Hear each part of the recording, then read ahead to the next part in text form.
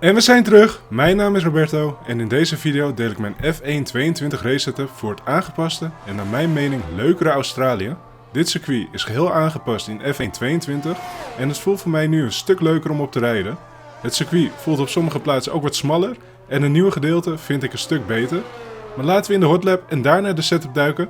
Vind je de video leuk? Hit dan de like button en abonneer op mijn kanaal als je meer van mijn F1 22 race setups wilt zien de komende dagen. Laten we beginnen. Zoals gezegd is Australië veranderd in F1 22 en deze veranderingen hebben ervoor gezorgd dat ik het circuit nu veel leuker vind. De baan is sneller en vloeiender geworden dankzij de nieuwe bochten. Zo is bocht 6 een stuk sneller geworden en als je die net precies goed pakt, dan voelt deze heel erg vet aan. En dat heb ik sowieso in F1 22. Voor mij lijkt het alsof de game wat lastiger is geworden, maar de auto's rijden wel een stuk fijner. En wat ik hiermee wil zeggen is dat wanneer je blokkeert, net iets te veel snelheid meeneemt door een bocht of gewoon te laat instuurt, dat je echt geen kans meer hebt om de bocht te halen. Ook op het gas gaan is een stukje lastiger geworden in F1 22. Je hebt veel meer controle nodig over je rechtervoet en je kunt deze niet als een baksteen op het gaspedaal laten vallen. Helemaal niet in de lagere versnellingen.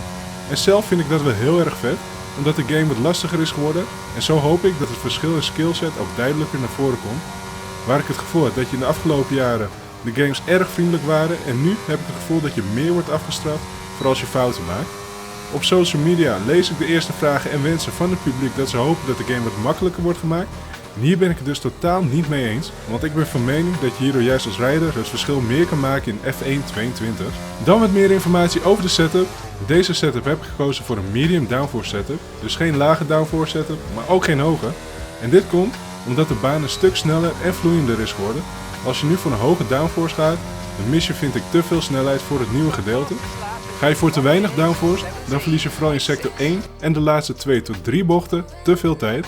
Een medium downforce setup met 16-20 vleugel pakt er voor mij daarom perfect uit. Je kan ook iets minder achtervleugel kiezen, bijvoorbeeld 18, voor iets meer topsnelheid. Echter vond ik dat door de bochten te instabiel. Het differentieel staat op 55 en 50%. Ook hier weer vrij laag, net zoals op Jeddah, maar zelf vond ik dat wel fijner, helemaal tijdens een race. Je kan het differentieel on throttle ook nog iets hoger zetten voor wat meer tractie uitkomen van de bochten, maar dat vond ik zelf niet ideaal voor mijn banden. Dan camber en toe, deze staat weer op rechts, links, links, links. En dan de ophanging, deze staat op 4.2, 6.2 en 3.4. Ook hierbij kun je de rotatie iets vergroten door de front suspension en front anti-rollbar iets lager te zetten. Echter vond ik dat niet fijner rijden en was dit voor mij de ideale ophanging. De remmen staan weer op 100 en 50%. Tot slot de banden. Deze heb ik op 23,2 voor en 21,7 achter. Ik heb geprobeerd om deze zo hoog mogelijk te laten staan, maar als ik het nog wat hoger zette, dan raakten mijn banden oververhit na een paar rondes. Daarom staan ze hierop. Maar als het jou lukt om ze nog iets hoger te zetten, dan zou ik dat zeker proberen. Dit was mijn F1 22 race setup voor Australië. Heeft de setup jou geholpen? Geef de video dan een duimpje omhoog en abonneer als je altijd op de hoogte wil blijven van mijn laatste F1 22 race setups.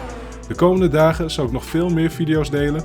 Video's over race setups en tips, zodat je sneller wordt in F1 22. Dus als je deze niet wil missen, hou mijn pagina dan goed in de gaten. Voor nu bedankt voor het kijken en tot de volgende video.